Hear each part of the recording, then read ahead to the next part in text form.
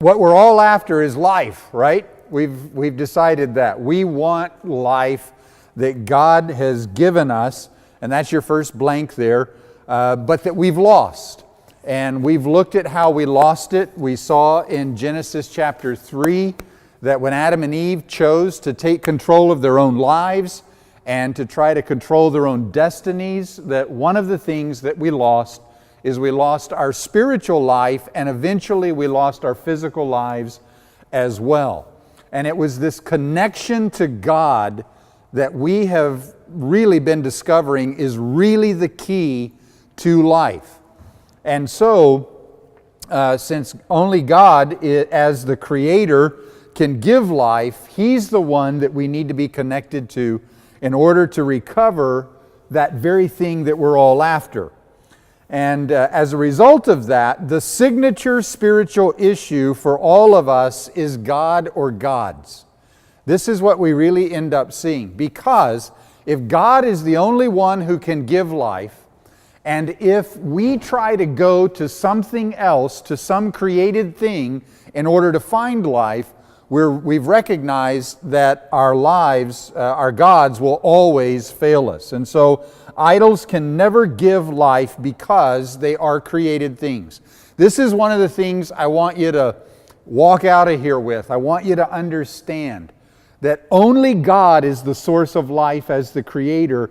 And every time we go to any created thing, even a good thing, right? The things God made were good. They are good. But when we go to them to try to find a source of life from them, you and I are always going to be disappointed. And the reason, I guess, that I keep harping on that is that if you and I keep going back to our gods, to our idols, to created things, we delay the process of really finding our best life possible, or it's what we're calling the good life in the whole series. And so I'd like to save you some time, save you some energy, save you some heartache. And the same is true for me, is instead of looking for life in our gods, we only find them in God Himself. Okay, now we've said that pain drives all of us either to God or our gods. And I don't think I've defined for you, I think we've probably taught this before over at the Cameo on the main stage, but I want to be sure that we say it, that we sort of define again what the categories of pain are, okay? So just write this, I don't have blanks for it, just write it somewhere on the side. But our pain comes either from unhealed wounds, unmet needs,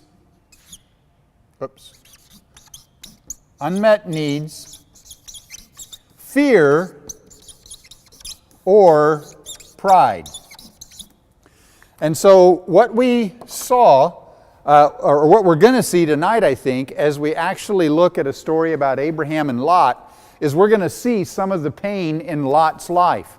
And what I also hope that this will help you with is as you have graphed your story and as you begin to tell your story tonight to someone else, and as we use our listening guide, one of the things that I'm going to be wanting you to look for tonight in your own story is what kind of pain have you experienced in your story? And where did your pain drive you? Because our pain drives all of us. To escape it, it either drives us to God or to our gods, the signature spiritual issue. And pain is one of the primary motivators for you and me today, because we live in a fallen world. This isn't the way God designed. It's not what He intended. He intended for you and me to live with Him in harmony, in a perfect world, living the good life, in our routine and our relationships, characterized by rest. That's what God designed for us from the beginning. When Adam and Eve sinned against God, pain entered the picture. And while God does not cause pain, He uses our pain to draw us back to Him. But whenever we escape our pain and go to gods instead of God, so we've drawn it out like this. Our pain drives us. It either drives us to God or it drives us to our gods. And so pain is a major motivator. You and me trying to escape it, we're always going to move either to Him or to some other created thing. So I've said this like for 6 weeks now. Is everybody kind of clear on that? When I review that, that's not like news to you. You've heard me say this a lot of times. And only God can give the good life. He gave it to Adam and Eve. He's the one who designed it. He is the giver. Gods are what? Takers. Gods are takers, because as created things, they can't give life of themselves. They can only receive life from something else. And so we hope our gods will give us life, but in fact, they suck the life out of us. Well, whenever they're done with us, if we're in relationship with someone else, we're going to suck the life out of them to give to our gods, and that is what ruins our relationships. So, tonight I want to show you something that I haven't shown you before, and that is that there are 3 different ways for you and me to live and think about our lives, about the good life. The first one is rebellion. Rebellion is when we pursue the good life without God. And if I were to kind of draw, I'm going to use circles to do this. If I were to draw a picture of this, I would draw the circle of my life this way, and then I draw another circle out here. This circle out here is God, and this is me. And the person who is living in rebellion, God is outside of your life, or at least it certainly seems that way. One of the things we do whenever we live in rebellion is we reject God.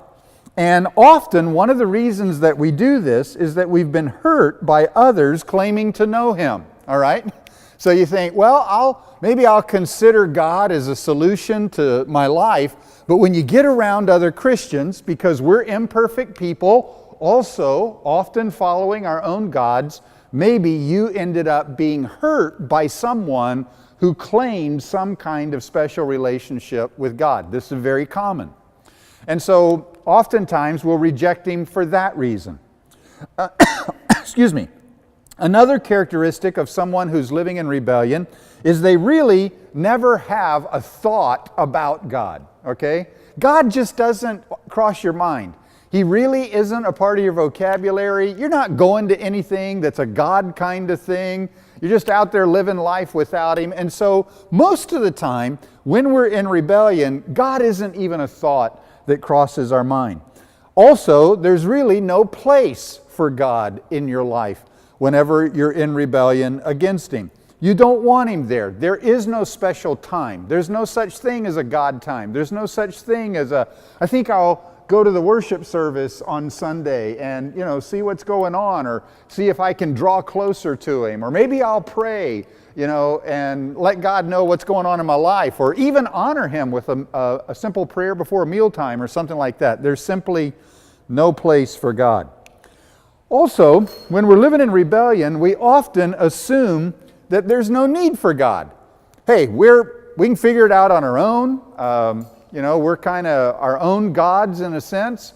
And so I'll figure out my life. I'll make it work. I'll provide the solutions. I'll just work harder, try harder, do better, and I'll work this thing out on my own. Maybe some people in rebellion against God don't even believe He exists, right? They just don't believe there is a God. And so, don't really need Him to explain the world, don't need Him to have hypotheses about how we got here, anything like that. Usually, you place yourself, when you're in rebellion, you normally place yourself in the position of God. And let me just talk to you about that for a moment. Because whenever I'm living in rebellion, what I'm really doing is I'm saying, I'm in charge. I'm in control of my life. And from a biblical worldview, one of the things we believe is that only God is great. Only God has the right to be in control. Only He has the right to be in charge of everything. Only He is wise enough to be able to do that. That really we believe, the Scriptures teach us, that you and I, left to ourselves, at the top of the food chain, in charge, we're probably going to make a mess of our lives. And that is what often happens. It may not happen initially, but often what happens is that life doesn't normally work when it is lived in rebellion. Okay? It doesn't work. And because we were never designed to live with maximum independence. So the idea that I'm in charge, I'm independent, I will make all my own choices, you and I weren't designed to live that way. We were designed to live in relationship to an all-wise, all-knowing, all-loving God. And when we try to fill that responsibility ourselves, most of us come up short. Is that your experience? Are you finding, okay, I'm not quite as capable as I thought I was, okay? And that's what most people eventually experience. Well, obviously this is idolatry, and you, if you're living in rebellion, you have made yourself to be God. Okay, just stop and think about it for a moment. I mean, that's kind of a ludicrous thought, isn't it? Are you introducing yourself as God to anybody else? I mean, we know if we stop and think about it, well, of course I'm not God. But when we live in rebellion, when we live our lives with God outside it, we have set ourselves up, the way I like to say it, is at the top of the food chain. And really, there's nobody else above you. There's no one else for you to go to. You are the final one who decides everything about your life. And that is a life of rebellion. You are God. So in the life of rebellion, let me label it here. In the life of rebellion, you are God. Okay? And we would call that idolatry. Really, it shouldn't be big G God. It really ought to be little g God. But you are your own God. You're in charge. Okay, that's one way to live life. And what most people find, without us judging anybody, what most people find is life doesn't work very well this way. Because we were never designed to take the role of God.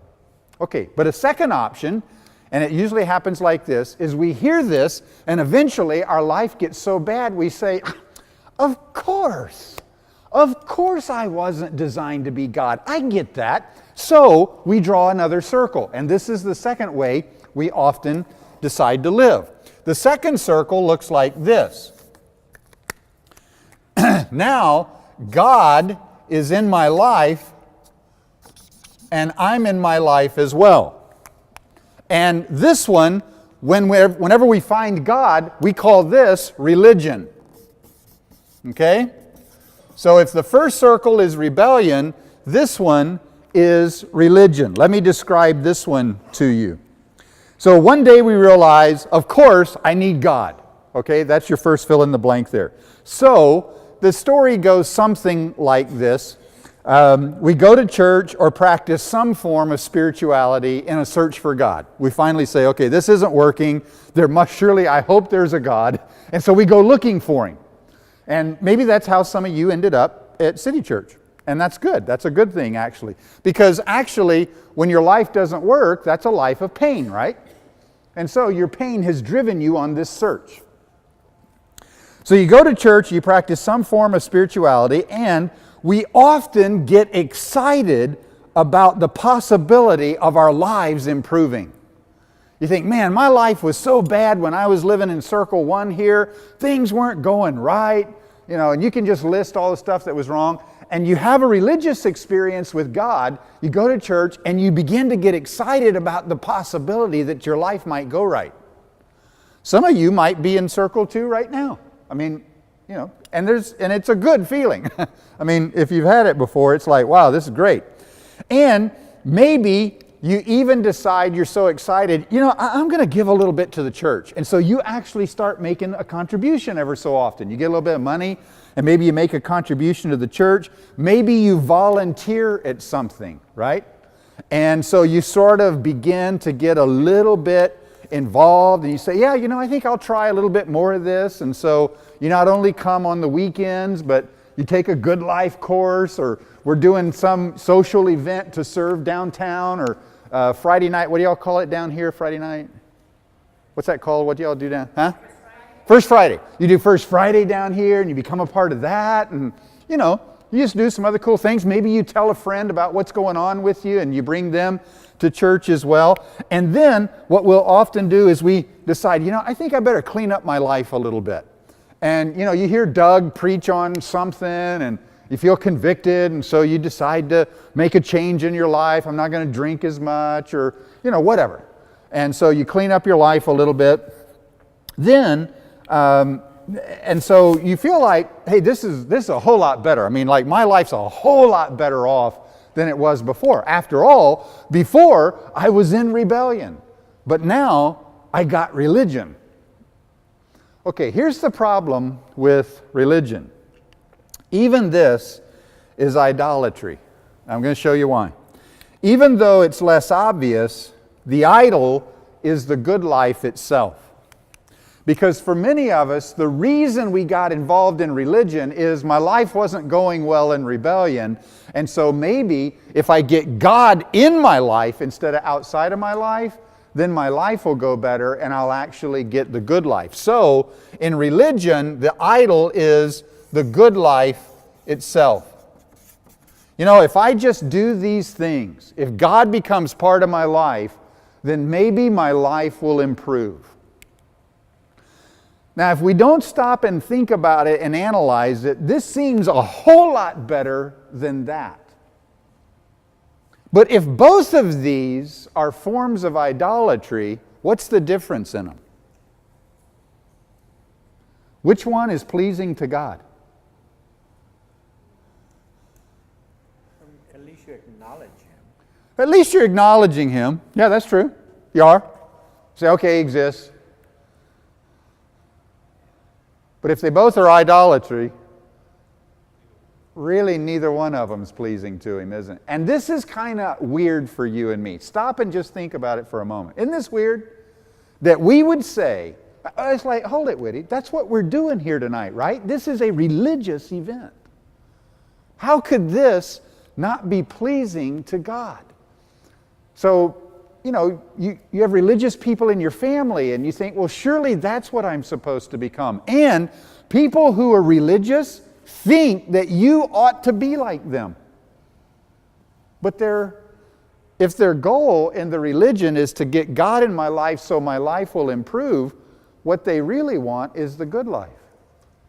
And God is a means to something else. So who's in charge in this life?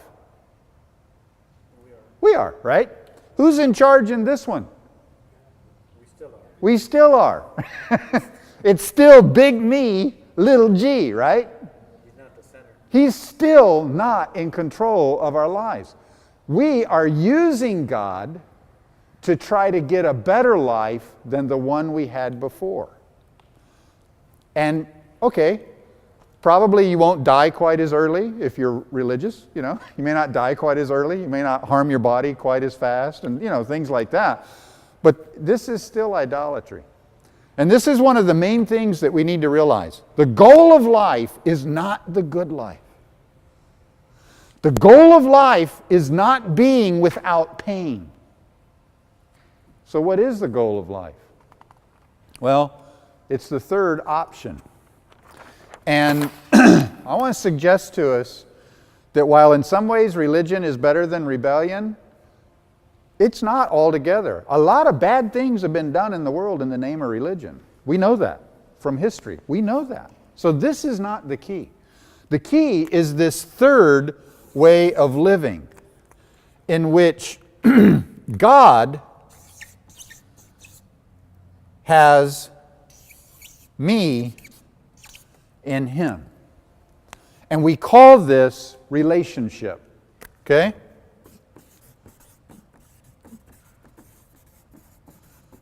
We call this relationship. And relationship is the pursuit of God. Not the pursuit of the good life. Not the escape from pain, but relationship is the pursuit of God Himself. Even if He doesn't give me what I thought He would. Even if all my pain doesn't go away. Even if my, most key relationship isn't saved, still the pursuit is God. And it's God who happens to give the good life.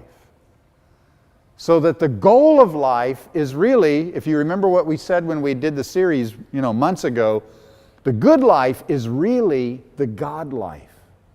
It's really the pursuit of Him, and we can trust Him because He is a giving, benevolent, loving, all-powerful, all-righteous, always does what's right, knows everything. We can trust God with our lives.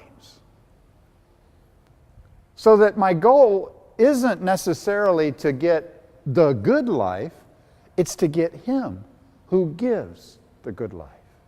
You see the difference? This is a huge difference. So that God is in charge and we find ourselves in Him, in His big story. So, I want to tell you a story of Abraham and Lot to try to illustrate the difference between these three circles, okay? This story is about Abraham and Lot and when they separated from one another. I'm going to kind of tell you their whole story here for a little bit. And I want you to be listening, especially about Lot, okay? Because I want us to talk a little bit about Lot. And then we're actually going to briefly graph his life story. And we're going to see what Lot's pain was. We're going to see what his gods were. And we're going to see what some of his, how we evaluate him, what we think about him, okay? And this is sort of what we're going to do with Lot in this biblical story is then what you're going to do with your own story. So we're going to do this together, and then after this, I want you to break up into probably just with one other person, or maybe two, and you're going to tell your story together. But let me tell you the story a lot, and I want to try to illustrate these three circles, or at least two of them, out of the story a lot. Lot and Abraham were related to each other. Abraham's father was named Terah, and Terah was Lot's grandfather. Lot's dad was named Haran, Haran, okay? And so God had called Terah, and had actually called him and said, I want you to leave where you're living, and I want you to go to the land of Canaan. Well, before Terah got there, he stopped. We don't know why, but he didn't go all the way to Canaan. He stopped and set up a new life in a new place. Well, while they were there, Lot's dad died. And as far as we can tell, from that point on, Lot didn't have any other family. He was all alone. And so, at some point, God called Abraham as well, and He said, Abraham, I want you to leave your home, and I want you to take everything you've got, and I want you to go to the land of Canaan. And God said to him, I'm going to bless you. I'm going to make you into a great nation. I'm going to make your name great. I'm going to bless those who bless you. I'll curse those who curse you. And Abraham, through you, all the nations of the earth will be blessed. Well, Abraham did what God asked him to do, and he left his home. He took his wife, Sarah, who was barren, and he took Lot, his nephew, with him as well. So Lot kind of tagged along with Abraham, and they went to the land of Canaan. Well, while they were in the land of Canaan, a famine came up in the land, and so they decided to go to the land of Egypt, which actually wasn't that far away. They decided to go into the land of Egypt because the Nile River was there, and the source of the Nile was south of Egypt in Africa. And even though there was famine in Egypt and in Palestine, the Nile River still had water running in it because it came from Africa, from Uganda and southern Sudan, places like that. And so it flooded every year, and that meant that Egypt almost always had food when nobody else did. So Abraham, Lot, Sarah, and everything that Abraham had, and he was pretty rich, they all went to Egypt to survive. Well, right before they got there, when they came to the border, Abraham says to Sarah, he says, Sarah, I better not. He says, Sarah, I know that, you're a drop-dead gorgeous woman.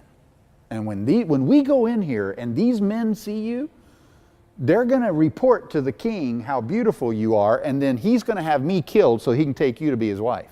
So will you just do me a favor and just tell everybody you're my sister? Like, what? But Sarah agreed. Okay, so sure enough, it happened just the way that Abraham said, and so Sarah just told everybody, yeah, I'm his sister, yeah, I'm his sister, yeah, I'm his sister. Well, the truth was, she was his half-sister. They were absolutely husband and wife, right? So she told everybody, yeah, I'm sister. Well, Pharaoh, the king of Egypt, Pharaoh, he took her to be a part of his harem, right?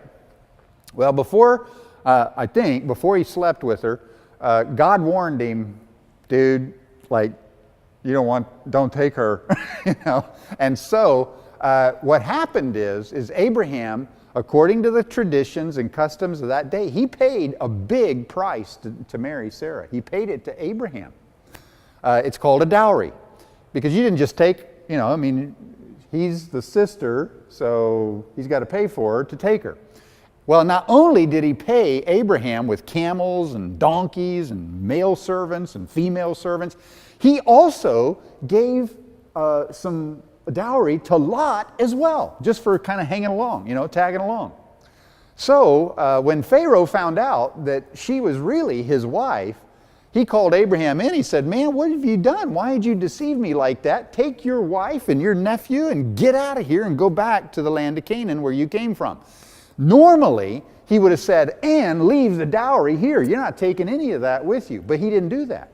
Instead, Abraham went back to the land of Canaan with all these animals now. He already had some. He went back with even more, and Lot had animals, and there were people already living in the land of Palestine, and they all had animals, and there had just been a famine, so you can imagine there wasn't much water, and there wasn't enough grass for all the animals. So you know what happened?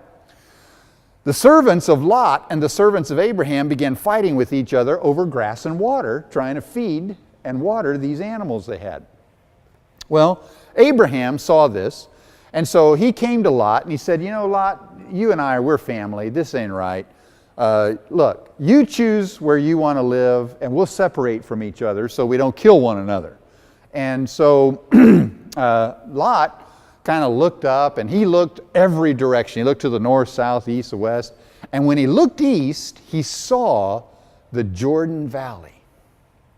And the Jordan Valley had water running through it, the River Jordan. There was grass there. That's the very thing they were fighting over. And so he said, hey, uncle, I think I'll move east, and you can just stay here. Okay, well, so Lot left and moved east to a place called Sodom and Gomorrah. And I think you'd probably know what that's all about. And so he moved his life there, and when he got there, he married. He had daughters. They ended up marrying, so he was there quite a while, and life was going pretty well. Well, no sooner had Lot left and moved east down to the Jordan than God appeared to Abraham, and he said, Abraham, I want you to lift up your eyes to the north, the south, the east, and the west. Everything you see, I am going to give it to you. Okay, now here's my question. Could Abraham see the Jordan Valley just like Lot could see it? Yes, he could, couldn't he? And so, the thing that Lot tried to take, the Jordan Valley, instead God gave it to Abraham. That's what he said. Everything you can see, I'm going to give it to you. Who's the one who gives the good life? God. It's God. Lot tried to take what only God can give. Okay? Well, many years pass, and the cry of Sodom and Gomorrah, the sin of it, went up to God, and so he sent some angels to bring judgment on Sodom and Gomorrah. When Abraham heard that God was going to do this, he realizes, hey, my nephew Lot's living down there. If you're going to judge everybody down there and destroy the place, are you going to destroy him too? And so ultimately, Abraham kind of slowly asked God, well, hey, if there were 50 righteous people in Sodom and Gomorrah, would you still destroy the city? He goes, no, if there's 50, I'll spare the city for the sake of the 50. Well, God, if there were 45, would you spare the city? Yeah, I'll spare the city. Well, if there were 40, would you spare the city? Excuse me, God, for bugging you. If there were 35, would you spare the city? If there were 30, if there were 20, if there were 10, if there were 5. Abraham, if there's 5 righteous people, I'll spare the city. Okay, now Lot's covered, right? Because he knows Lot lives there. So the angels go down, and that night they get into the city of Sodom and Gomorrah, and the sun's setting, and Lot, they have this custom when people would come into their city, they would kind of go into the city square, and somebody would normally invite them to stay with them. Very hospitable people. It was a part of their culture. So Lot invited these angels to stay with him. He didn't know they were angels. They looked like humans. He invited them to stay with him.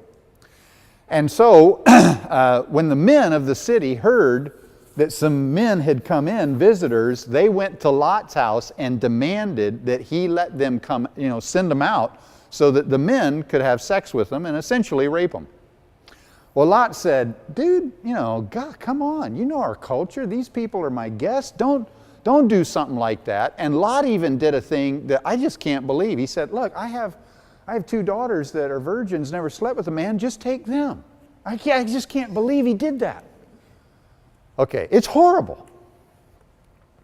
Well, the angels, the men, what they say to that is, we don't want the girls, we want your guest who came in, and they began to press onto Lot's door like they were going to break it down and take these 3 men by force. What they didn't know is that these 3 men were angels. And these angels struck them with a blindness, pulled Lot back inside and shut the door, and now these men are all going around and they can't find, they can't do anything. Well, the next morning when they get up, the angels say to Lot, Lot, get your wife and your daughters and their sons-in-law who they'd married there, get them and get out of here. We're destroying this place today. And Lot says, oh man, God, and his wife, first of all, she didn't want to leave. She was from there. And when he told the sons-in-law, they just laughed at him. They didn't believe it. And so Lot was kind of delaying. And finally the angels kind of took him by the hand and said, Lot, get out of here. And he said, well, the mountains are too far away. There's this little town over here. Can I just go to that? And will you spare me there? And so finally they said, yes, just go to that town and we'll spare you there. But we're going to destroy all the rest of this. Well, Lot took off. The sons-in-laws, they never left. They just deserted their wives, let them go. And his wife really didn't want to go. And we're told that somehow, it says she looked back, but I think that's kind of a metaphor for saying she didn't really want to leave. Her heart was still in Sodom. And she ended up dying. And so Lot and his 2 daughters went on to this village. Everything else in the valley was destroyed. Now these 2 daughters are here. They don't have husbands, and one of the goals of their life, was to have children. And so what they did is these 2 daughters of Lot got him drunk on 2 consecutive nights, went in and had sex with him, and got pregnant by their own father. And they became the head, and he didn't know it. It says in the Bible, he didn't know when they laid down, he didn't know when they got up. And this became, their sons became the heads of the Moabite and the Ammonite people. And that's basically the last thing we know about Lot. What a story, huh? So you thought your story was, okay.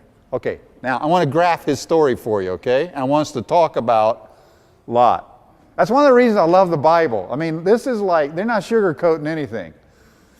Okay, so remember in our story, the way we do our graph is we have this chart like this with the 50% line right here. And so just to make sure I get it right, I've already done this, but I'm just going to use the graph that I made. And so here's what I'm thinking about Lot's life. I think Lot's life started off pretty decently. So remember, this is like 100% really good. This is 0% really bad. And these are the years of your life. And so if we were to graph Lot's story, I think it might look something like this. I think Lot's life started off pretty good with Haran, Terah. He was a part of this pretty cool family, Abraham. They clearly had some money. And we know that they were God-fearers. We know that they were connected to God. Lot was born into that. So I'd graph Lot's life beginning pretty high. But then, at some point, don't know exactly when, Lot's dad, Haran, he died. Okay, he died. And now, Lot is all alone. So this is one of the big points in Lot's life fairly early on, is he lost his dad. Then God came and He called Abraham, and Lot tagged along with Abraham, and they went to the land of Canaan. And so now Lot is connected to his uncle and to his family. So at least he's not alone. But then there was famine in the land, and so they went into Egypt. And when they got to Egypt, this is where Abraham said, hey, tell them you're my sister and all that. And okay, it didn't really work out that great, but they did get rich. I mean, they got money and they got to keep it. So then they went back into the land of Canaan, and like they've got more, cattle than they've ever had. Their resources are great. They're back at home. Sarah's there, with them. And life, in one sense, you could say, hey man, we're making it. That was like a haul that we took out of Egypt. Wow, that was cool, wasn't it? God really blessed us, all that. Well, but then what happens is they begin to experience trouble, because that's where their shepherds start fighting with each other, because there's not enough land, not enough water and grass for them. And so Lot decides to leave, and Abraham gives him first choice. And so right here, Lot moves to the Jordan Valley. Okay, so Lot goes to the Jordan Valley, to the Jordan River. That's where he does that. And then, and at this point right here, Lot is kind of trying to take what only God can give, because God comes right behind, if you remember in the story, and says, Abraham, I'm going to give it all to you. Well, Lot doesn't know that, and so he moves to Sodom and Gomorrah, and he lives in Sodom and Gomorrah for a while, and he marries a wife, he has daughters, they get married. So I mean, this is quite a few years of his life here. And then the angels come, and the angels are, they're set upon by the men of the community, and the angels have to save Lot. And then his wife dies, and his son-in-laws abandon him, and Lot ends up now here committing incest with his own daughters. And he's drunk, and he doesn't even know when he did it. Okay? So this is Lot's life. So this is when, so I'm just going to mark here a few things. This is when his dad died. Okay? And this is famine in the land. And then this is too much wealth, is what I'll call it. Their cattle and all of that. Too many resources. The land can't support them. And then Lot goes to the Jordan, and he tries to take what only God can give. And then this is in Sodom and Gomorrah, and the angels come. And this is where the men set upon the angels, and they blind them. And then his wife dies. And then he commits incest with his daughters. Okay? Now, let's just do a little bit of what I want you to do with your own story. Let's evaluate Lot's story. And there's a way that I want us to do this. If you'll turn if you'll look at that story about your relationship with God, before we do the other things, let me do the circles. That's what I said I was going to do, so let me do the circles. If you compare Abraham and Lot, which one of these three circles would you say best describes Lot's life? Was he living in rebellion against God? Was he using God to try to find the good life? Or was Lot pursuing God himself? Which would you say? You would say religion. Why would you say that? I would say that he was using God in order to get what he wanted. That's right. Lot appears to be using God to get what he wants. Is Lot's life all about Lot? It really is, isn't it? I mean, like, it's all about him. But God's a part of his life, right? I mean, God called Abraham. He said, I'm going to bless you. Lot's kind of tagging along, going along with him. He's being blessed as a result of being together with Abraham. And so it looks like what Lot is really concerned about is what? What's he really concerned about right here when he goes to the Jordan Valley? Think about the good life chart. Is he concerned about his place, his work, his resources? Is he concerned about his relationship with God? He's not married at that time. What's he really concerned about whenever he decides to go to the Jordan Valley? Water and bread. He's concerned about resources, right? So what is Lot's real motive for having anything to do with God? The good life. Yeah, if I can just get some resources for my animals. And so he tries to take what only God can give. Can you and I take the good life? You can't take it, can you? You can never take it. You can trust God for it. You can't take it for yourself. And when we pursue God who gives it, then whether he gives it or not, it doesn't matter. Okay, think about Abraham for a second. Is Abraham in rebellion, God outside his life? Is Abraham using God to get the good life? Or is Abraham pursuing God and trusting him for the good life? He's trusting. This is Abraham, isn't it? Because here's what we learn about Abraham in this story, right? Let me tell you a little cultural stuff. Abraham was older than Lot. He was wealthier than Lot. And he had saved Lot's sorry butt, if I can say it that way. Okay? There's another better way to say it, but we won't say it since there's mixed company. He had taken him with him, right? Okay, what should Lot have done? Well, culturally, when their shepherds were fighting each other, Lot, who was younger, should have gone to his uncle. His uncle was older. He was his uncle. He probably called him his father, even though he wasn't actually, but he probably related to him that way. And he was wealthier.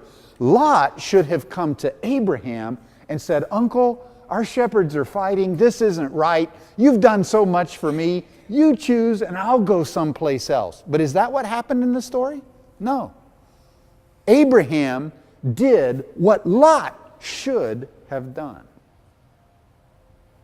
Okay? All right, when Abraham gave him first choice, did he know where Lot was going to go? Huh? You think? He knew. I mean, you think Abraham wasn't an idiot. How do you think he got rich? He was a smart dude. He knew exactly what Lot was going to do. He knew he was going to look to the north, south, east, west, and as soon as he looked east, he was going to see the Jordan Valley. Abraham knew that that's where Lot was going to go. To give him first choice was to give him the best. Why did Abraham do that? That doesn't seem like a very wise business move, does it? Why did he give Lot first choice? He was trusting God. Yeah. So Lot, what would you say Lot loved in this story? What did Lot really love? Money. Grass and water, right? Money, which was money. For a pastoralist, grass and water translates into money. What did Abraham love? He loved God himself. That's why he gave him first choice. Who's the big person in Lot's life? Is it God or is it himself? He loves himself. On the other hand, Abraham loves God, trusts God with his life, and Abraham is finding his life inside the story of God. And so he trusts God for his whole life because he knows that God is the one who promised, I'm going to bless you, Abraham. I'm going to make your name great. I'm going to bless all the nations of the world through you. And so what Abraham did is he learned how to trust God who gives the good life. So, give me some words to evaluate Lot. What do you think of him? What kind of words would you evaluate him with? Okay, he's definitely selfish. This is Lot. He's selfish. And how do you know he's selfish? Just He's taking the best for himself. he's taking the best for himself. Okay? What else? Got another word? Self-centered. Self-centered and selfish, I think, are kind of, I'm going to use them the same way. Got another word for him? For Lot? Taker. He is a taker. He's definitely taken the best for himself. You got another word for him? What do you think of him? Huh? I'm old, thank you. Greedy. You get old, you can't hear well anymore. Yeah, he's greedy, isn't he? How do you know he's greedy? What in the story shows you that he's greedy?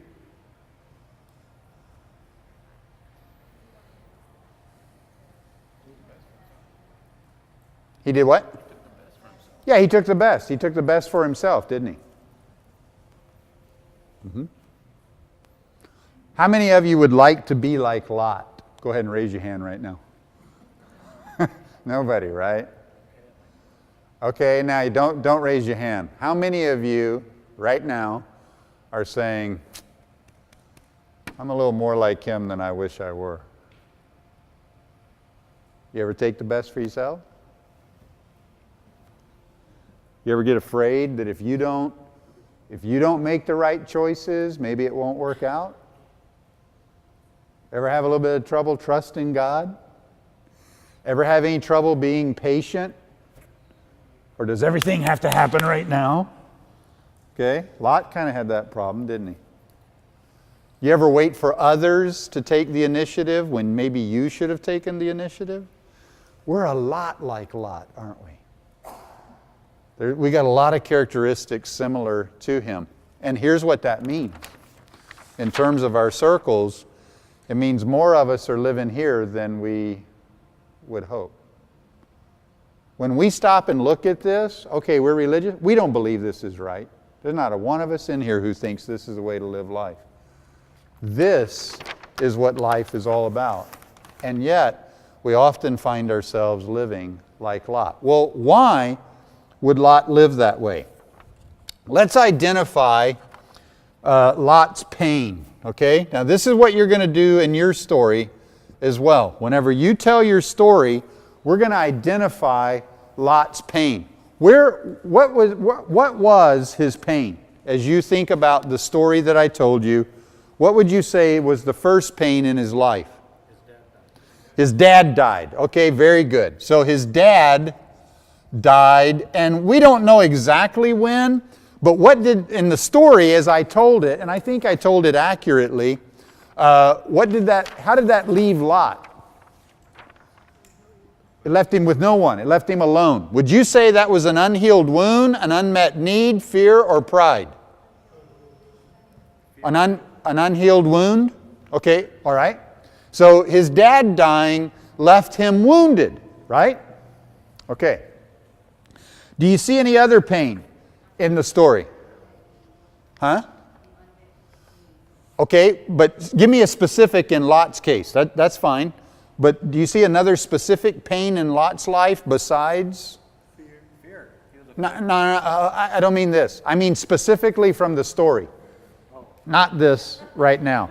In Lot's life, his dad died. Give me another event in his life that you think may have created pain.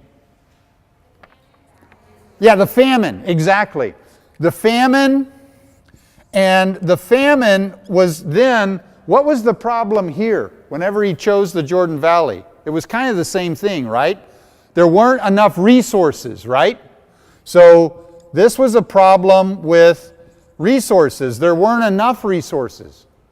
And so that was a pain in his life.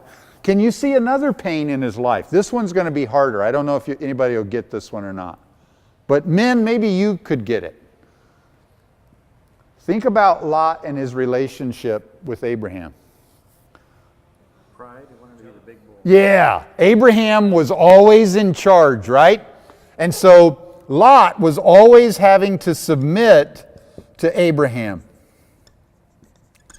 And he wanted to be the alpha dog, right? And so the sources, now, the famine and the resources, which one of these is famine and resources? Unmet needs. Unmet needs, is there another one? Fear. It's fear, right? Resources, not enough resources often raises this issue of fear in us. Doesn't it? It does. Okay, it may be true that his needs were unmet, but were his needs ever really unmet in the story? I mean, did he die of starvation? Always had enough to eat, didn't he? I mean, and in fact, even was blessed when he went to Egypt. And he actually ends up taking a wife. He's got a wife. He's got 2 daughters. He's got sons-in-laws. I mean, it would have looked right here like his life was pretty doggone good. And so we don't see a lot of unmet needs in his life. What we see is the wound of his father dying. We see fear. And what about this submission to Abraham? What kind of pain was that? That's pride, isn't it? Instead of saying, Abraham, you're the older, you're essentially my father, you've given me everything I've ever done, you've dragged my sorry butt all over the place and, helped me live since my dad died. Instead, he does just the reverse of what the culture said, and he chose the best for himself, an expression of pride. Okay, so this is the pain in Lot's life. So here's what I want you to learn from this. Just like Lot had pain in his life, you've had pain in your life. If you've graphed your story, if you did the homework I gave you and graphed your story, you should be able to identify some pain in your life and what kind of pain you have. Now, we're not going to let you just wallow in that, but it's okay to identify it. Why is it good for us to identify the pain in our life? Somebody give me an answer. Why? It's the beginning of freedom. There's more. What else? You can deal with it. You can heal from it. I'm sorry. You can heal from it once you identify it. All right, what does pain do to all of us? What have I been teaching you for 6 weeks now? It drives us to God or gods. If we don't know what the pain is in our lives, we often don't know why we are doing what we're doing. We may not be satisfied with our behavior. We may not like something that we're doing. But we don't know what's driving us to it. Pain is what drives you. And one of the reasons you've got to graph your life story is just like we can identify the pain in Lot's life, we have to identify the pain in our lives so we know that deeper, hidden core issue that is driving you to your gods. And once I identify the pain in my life, then I can begin to say, God, how do you deal with unhealed wounds? How do you heal me? How do you deal with my unmet needs? How do you deal with my fear? How do you deal with my pride? If I go to you, what are you going to do about all this?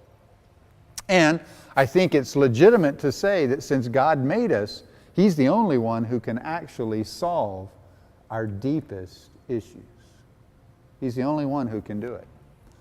And that's why City Church exists, to call people to Him, because we all have pain in our lives. Okay, let's think about Lot now for just a second. Let's think about Lot's gods, okay? Let's think about his gods. So, if we look at the points on his life, born into a good God-fearing family, is that God, big G, or little g gods? What would you say? Yeah, that's God. Okay, dad died, and now he's alone. Is that little g or big G God? Huh? How is it a little g? What idol did he go to here?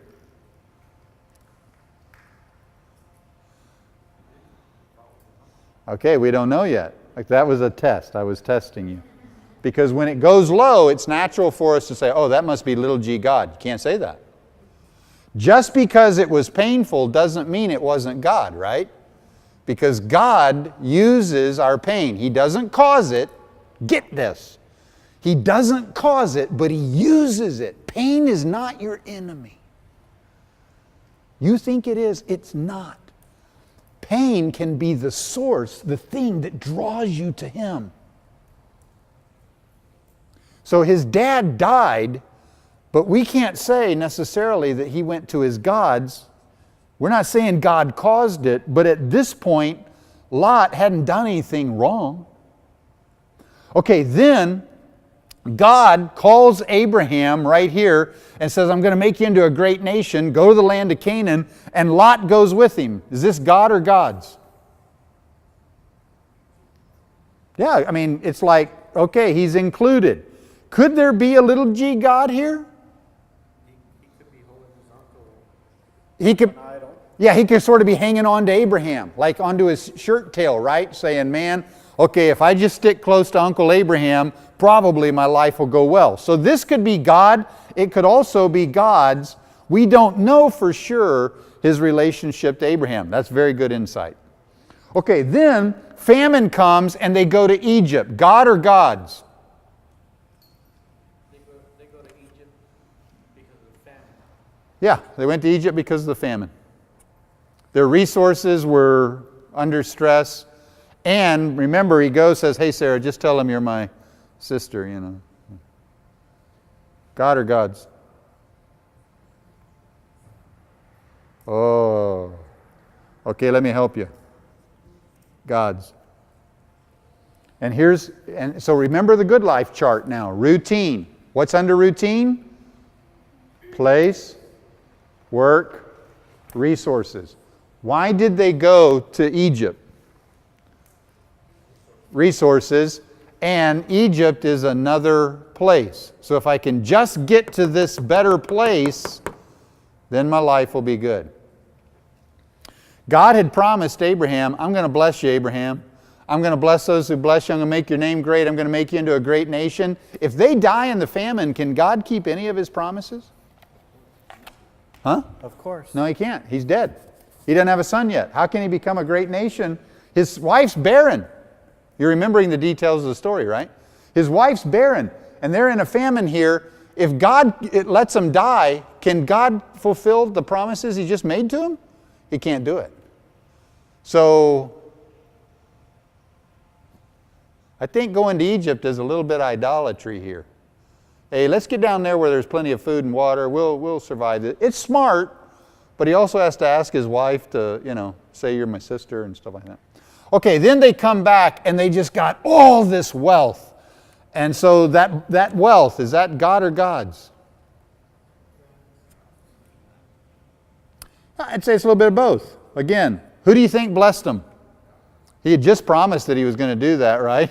Even though Abraham wasn't honest about Sarah, God blessed him anyway, which shows the grace of God. But it's possible, because now they're fighting over all this stuff, that there's some gods involved here as well. What about when he chooses the Jordan Valley and kind of leaves Abraham to fend for himself? God or gods? That's definitely gods, right? And what's the nature? What's his God? What's his God there? Water and grass. Water and grass, resources. If I can just handle my resources, everything will be good. Remember what I told you the week we did resources. For us here, it is easy to think if my resources are good, I will have the good life. That is not true. Resources are only one part of the good life. And routine is only half the good life. Relationships are another whole part of it. You can have great relationships even if you don't have a lot of resources. You can have a great place even if you don't have a lot of resources. You can have meaningful work and not necessarily make a lot of money doing it. Realize that? But what Jesus said is God knows what you need. If He clothes the lilies of the field and feeds the birds of the air, He'll take care of us. Resources are not the most important, but that's hard for you and me to believe because of where we live and the drive to always want more resources. So his God here, Lot's God, was absolutely, if I can just get to a better place, if I can just get to a better place, Egypt, if I can just get to a better place, the Jordan Valley. Okay, let me ask you, have you ever thought, if I could just get to a better place, if I could just get a little bigger apartment, a little nicer, or I could just buy a house, or if I could just move to, or if I could just, okay? I get it. I get it. My first term as a missionary in Nairobi, I lived on the east side of Nairobi. It was horrible. It was horrible. The east side was tough. And every Thursday night, Linda and I would go on a date night. We had 3 young kids, and it was nice to get away for an evening. And we'd go on a date night. Many nights, we would see someone dead in the road, run over. When we had left to go on our date night, like at 7 o'clock, we'd come back at 10 o'clock, still there, just run over a little bit further down the road. We lived with it was noisy. There was a bar right across the street from us. There was a theater on the corner block that played a big, speaker outside. So we were always, whatever they were playing inside, we were listening to it outside. There was a market on the fence behind us. Smoke would billow over the market where they would burn corn husks, and it would come over into our backyard. I'd wake up in the morning, and we had a metal clothesline out in the back, and I'd wake up some mornings and there would be flies, a whole row of flies hanging upside down, dead, on my metal clothesline. Now, do you know how quickly a fly can go like boop and gone? What gassed those flies so that they just curled up and died? And I got 3 daughters, they're all breathing the same thing. Do you think I wanted to go to another place? Oh, yeah. You dang right I did. And I was vociferous about it. It was like, get me out of here, So I thought, if I could just get to another place. Okay, this is Lot. You ever thought that? I get it. So have I.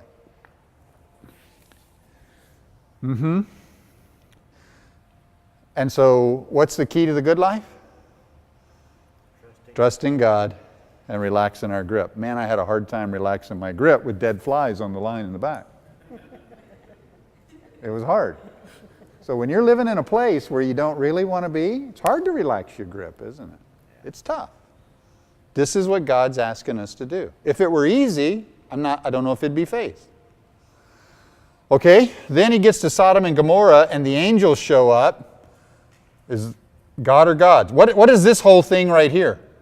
This whole period of time, Sodom and Gomorrah. This is all gods. This is all, it's the beginning here, it's all gods. The angels show up, God or gods? That's God. Destruction of the valley, and his son-in-laws don't go with them, they die, and his wife dies, God or gods? Yeah, that looks like God, doesn't it? But it was the death of his gods. Potentially. Incest, God or gods? Gods. Okay. So, what are his gods? What would you say if you take the good life chart, routine, relationship, place, work, resources, God, spouse, dependence, what would you say Lot's gods were? Place and resources, right? Place and resources. All of it on the routine side. So Lot's thinking a lot like we do. Not so much about relationship, not thinking really at all about his relationship to God, not really that concerned about his relationship to Abraham. Lot's thinking about his resources and his place. If I can just get there, and almost in a sense his work, because he's moving all this because of his animals. Work and resources often combined together. So, did his gods, how did they take him away from God? How did his gods take him from God? How did they keep him from God? Because of fear, he didn't trust God and he let go. All right, he took charge of his own life, made his own choices, tried to take what only God can give. And until God showed up again over here to destroy Sodom and Gomorrah, we don't know, there's not much said, but we can't tell that there's much at all about God in this section of his life. In other words, He's working so hard to get to the right place and to handle his resources, he's not trusting God at all with his life. All right? What would you say? Well, that's a hard one. I think I won't do that. Okay, so I have to teach you new language, and it's too late to teach you new language. I don't need to do that now. So this is what I want you to do with your own life and with your own story. So if you've graphed your story now, what I'd like us to do is I'd like you to actually tell your story and work on it a little bit. So here's the moment of, I guess, of responsibility or whatever, but how many of you actually came with a story graph tonight? 1, 2, 3, 4, a few of you. All right. I'm not going to fuss at you too much other than to say this. I will say this to you. You got to do this. Okay? You've got to do this. This is easy. We just did it with Lot's life in no time. You can do it with yours. You've got to do this. And here's why. You're not hurting me if you don't do it. You're hurting yourself. Because if you don't identify, if you don't go through and look at your story and identify the sources of your pain, you're never going to know why you keep repeating the same kinds of behavior over and over again. Behavior that often is not working for you, okay? And you got to understand something. I can't do this for you. And coming and sitting in here isn't good enough. My words won't change you. This will let you see your own life story. So for your sake, you got to do this for yourself. But I can't hold your hand here. I've shown you how to do it. I've told you how to do it. I've told you to do it. You got to do it. All right? But it's good for you. And God will use this in your life if you'll do it and then tell somebody else and get their feedback on your life story. So here's how I want us to proceed from this point on. At this point, what we want to do is we want to tell our life stories to one another. Okay? We want to use our graph and sit together with another person and work your way through to show your life story. And then I've given you something in your notes. Let me show you. Under your story, last week I told you about rototilling your story. So this is not new. I just wanted you to have that in writing. Then I've told you to graph your story. And I gave you this information last week. That is not new either. Then I've told you a little bit there on the next page, page 3, how to tell your story. And I told you all of this last week as well. Now, here's the part that's new. So I want to point it out to everybody because I'd like everybody, even if you didn't do yours tonight, when you do yours, I'm confident you all will, when you do it, you need to know these last 2 parts. Unpack your story.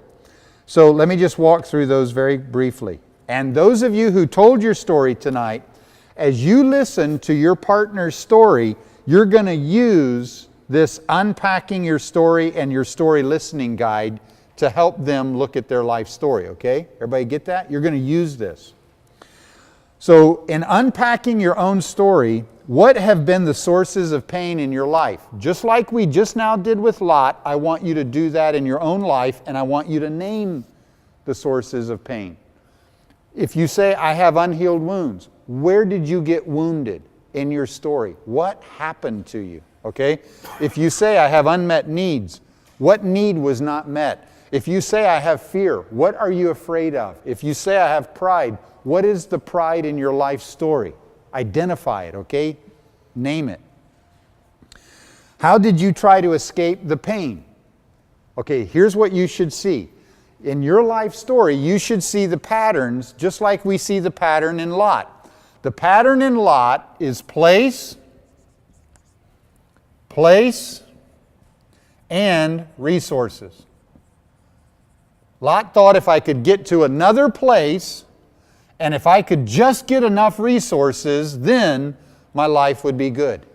What's the pattern in your life? How have you tried to escape your pain? Let me offer some possibilities. I don't know any of your stories, but some of you might say, I've tried to escape pain by getting into always being in a relationship. If I could just be in a relationship, I've always thought my life would be okay. Okay? And so maybe you've had multiple relationships because you're always looking for the next man or woman.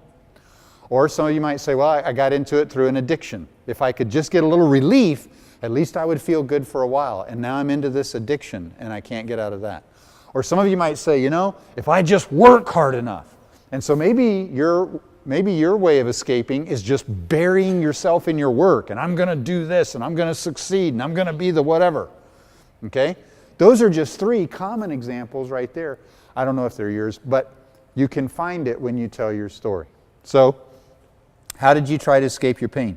Did your pain drive you to God or God? So where you have these data entry points on your graph, you got to ask yourself, did that take me to God or to my gods?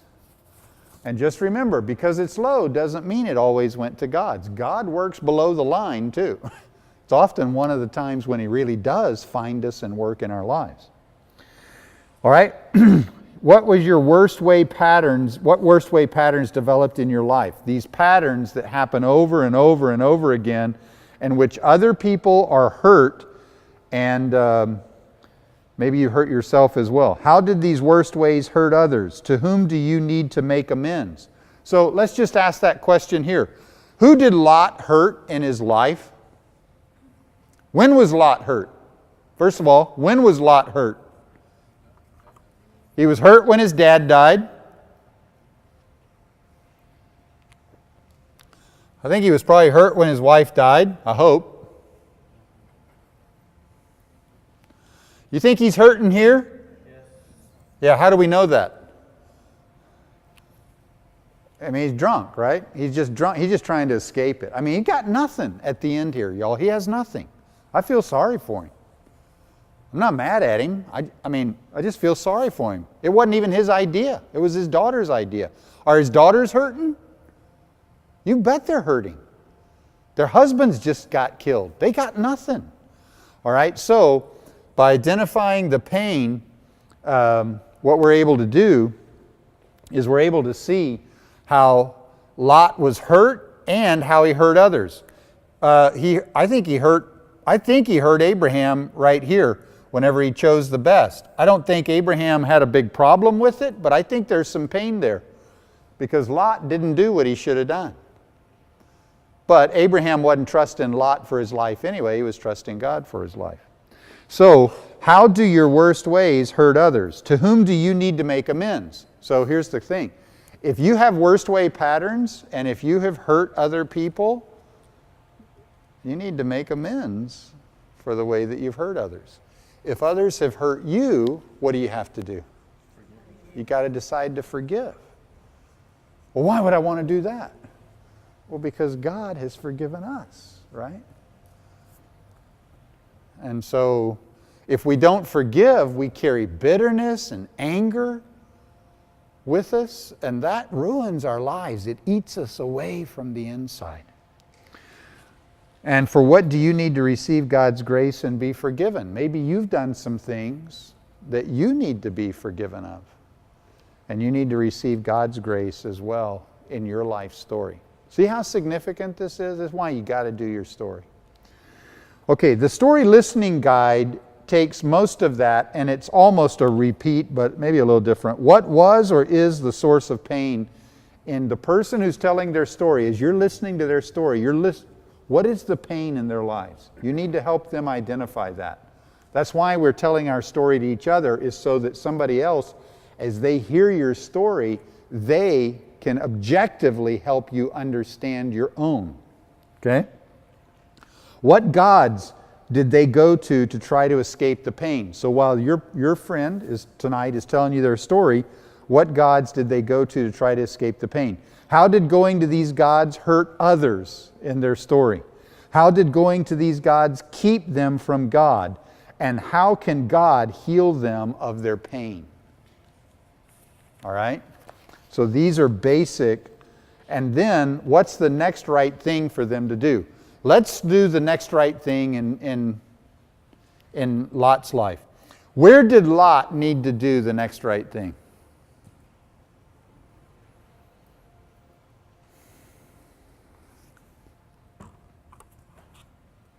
And what was the next right thing for him to do?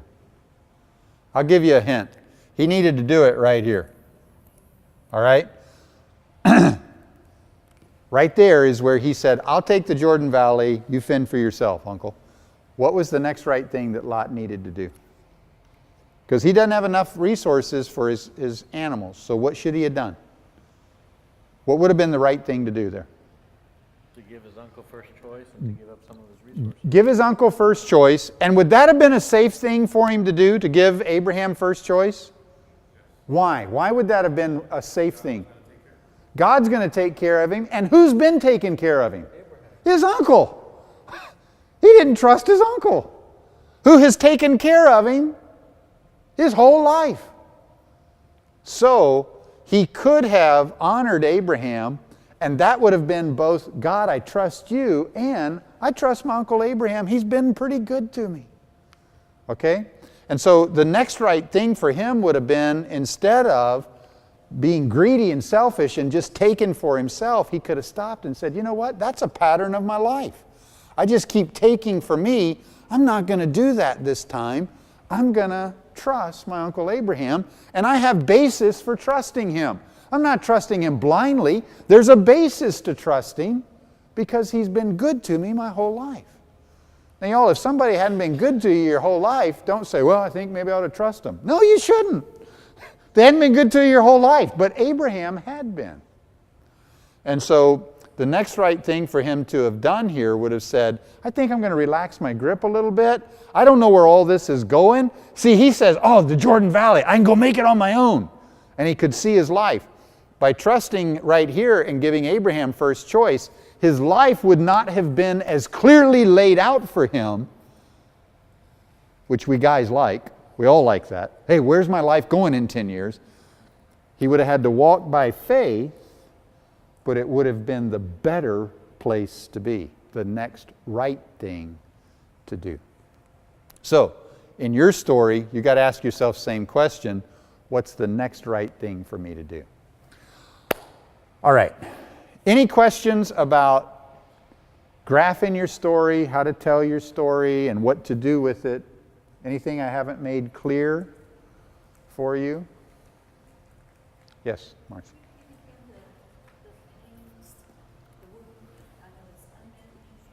Yeah, they're right here. The sources, the four major sources of pain is unhealed wounds, unmet needs, fear, and pride. So let me give you an example. An unhealed wound.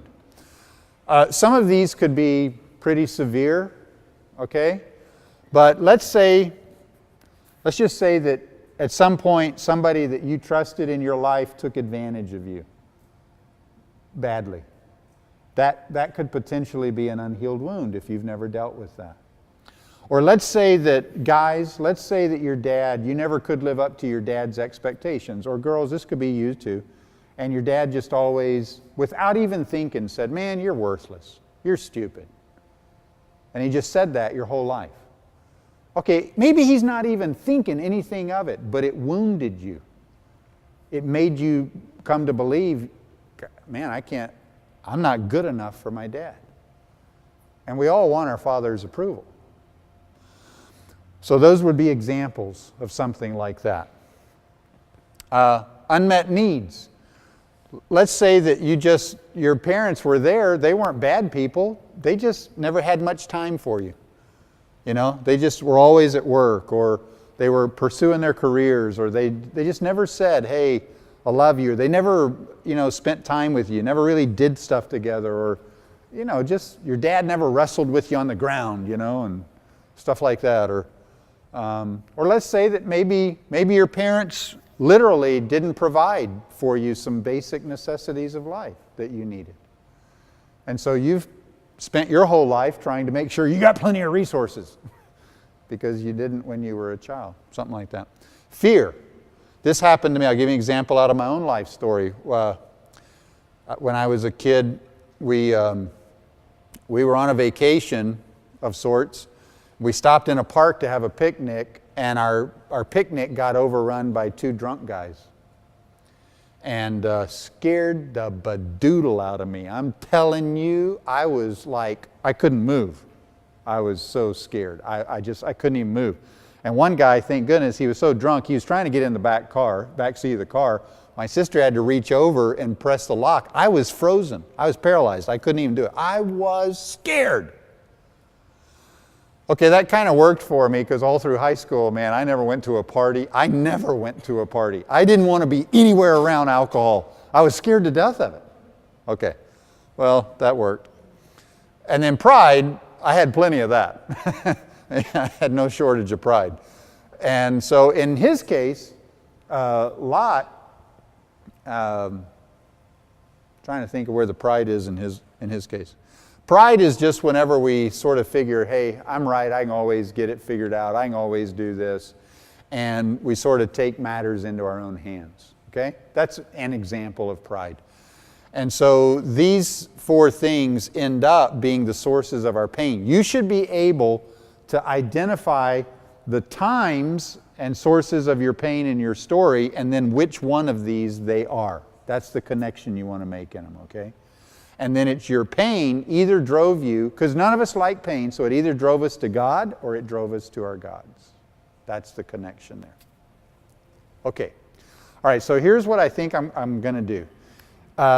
If you didn't come with your story, you have two options. You can either work on your story right now, or it's 8:22. If you want to go on, you can go on.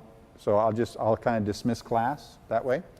If you came with your story and you'd like to tell it to somebody else, then I'd like to pair those people up and let you kind of work on that. I realize it's 8:22. We don't have tons of time, but if you'd like to do that, I'd like to give you the option to do that as well.